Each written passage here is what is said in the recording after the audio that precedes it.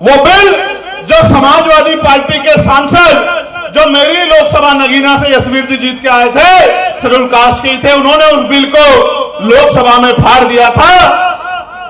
वो कहते हैं ना, हमें तो अपनों ने लूटा, गैरों में कहां दम था। अब आप ये सोचेंगे कि भाई राजकाज तो उत्तर प्रदेश में योगी जी के पास है ही, तो राजपाल एससी एसटी ओबीसी पे आ जाएगा तो क्या फर्क पड़ जाएगा। मैं आपको भविष्य में अभी बात रखते हुए बताऊंगा कि राजकाज आएगा तो क्या होगा। प्यारे साथियों, हम ये मांग कर रहे हैं कि 52% ओबीसी को 52% आरक्षण की व्यवस्था इस देश में होनी चाहिए। हम ये मांग कर रहे हैं कि प्रमोशन में रिजर्वेशन का बिल पार्लियामेंट में पड़ा हुआ है, वो बिल जो समाजवादी पार्टी के सांसद जो मेरी लोकसभा नगीना से यशवीर जी जीत के आए थे, शेड्यूल कास्ट के थे, उन्होंने उस बिल को लोकसभा में फाड़ दिया था। वो कहते हैं ना, हमें तो अपनों ने लूटा, गैरों में कहां दम था। हमारी पीठ में छुरा तो अपनों ने घूपा। अगर समाजवादी पार्टी के सांसद भाई यशवीर वो बिल नहीं फाड़ते तो एससी एसटी के कर्मचारियों को जो प्रमोशन में रिजर्वेशन मिल रहा था वो इस देश में बंद नहीं होता। सम्मानित साथियों, अगर मैं उनकी जगह होता तो अपने एससी एसटी के भाइयों से नफरत नहीं करता। मैं कहता इस बिल को और विस्तृत कर लो, एससी एसटी के साथ ओबीसी को भी प्रमोशन में आरक्षण का लाभ मिलना चाहिए। लेकिन दिल छोटा है तो एससी एसटी के प्रमोशन का बिल फड़वा दिया। और जो सत्ता में बैठी है, चाहे भाजपा या कांग्रेस, वो तो कभी चाहती ही नहीं थी कि एससी एसटी के कर्मचारियों को प्रमोशन मिले। उसके बाद डिमोशन हुए और कितने अधिकारियों को, कर्मचारियों को खून के आंसू रोने पड़े, ये एससी एसटी के कर्मचारी जानते। तो हम तो मांग कर रहे हैं, आपको याद होगा पार्लियामेंट में प्राइवेट मेंबर बिल लेके आया था मैं, क्योंकि संख्या हमारी कम है तो उस पर चर्चा नहीं करा पाया।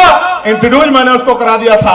प्राइवेट मेंबर बिल लेके आया कि जिस तरह से निजीकरण बढ़ रहा है, सरकारी नौकरियां खत्म हो रही, सरकारी डिपार्टमेंट खत्म हो रहे हैं, अभी सामाजिक गैर बराबरी जारी है, तो एससी एसटी ओबीसी के लोगों को निजी क्षेत्रों में भी आरक्षण मिलना चाहिए। बिल में पार्लियामेंट में लेके आया था, मेरे अलावा पार्लियामेंट में कोई इस बिल को लेके नहीं आ पाया। ना ही किसी ने हिम्मत जुटाई, ना ही किसी ने सोचा कि एससी एसटी ओबीसी के नौजवान बेरोजगार घूम रहे इन बच्चों के बारे में हमें सोचना चाहिए, जो पढ़ लिख के सोच रहे हैं कि हमारा भविष्य क्या हो।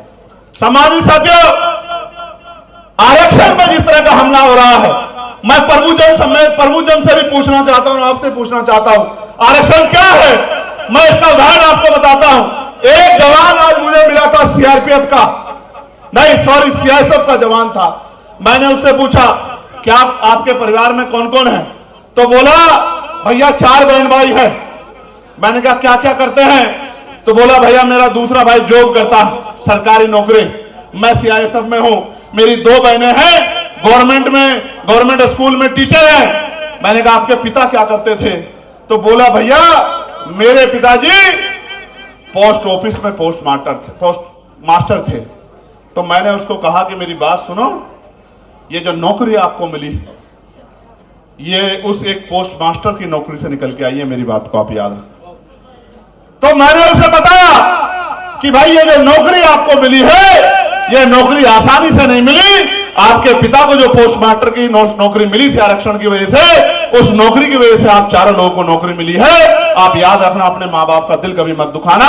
उसने मुझे कहा कि मेरे माँ बाप ने भैया कुछ नहीं कमाया, मेरे पिता ने सिर्फ और सिर्फ शिक्षा पे जोर दिया और हमको पढ़ाने का काम किया और हमने मन लगा के पढ़ने का काम किया, जिसकी वजह से आज हम चारों बहन भाई नौकरी पे हैं। मैं आपको बताना चाहता हूं, आरक्षण से सिर्फ नौकरी नहीं मिली, सिर्फ नौकरी नहीं मिली, आरक्षण ने हमें हथियार दिया है कि हम पढ़ लिख के डॉक्टर, इंजीनियर, आईएएस, आईपीएस, वकील, जज बन सके और सिस्टम में बैठ के अपने लोगों को उनका मनोबल बढ़ा के आगे बढ़ने के लिए प्रेरित कर सके। तो दोस्तों, जैसा कि आप लोग जानते हैं, सब कुछ आप लोगों ने वीडियो भी देखा है।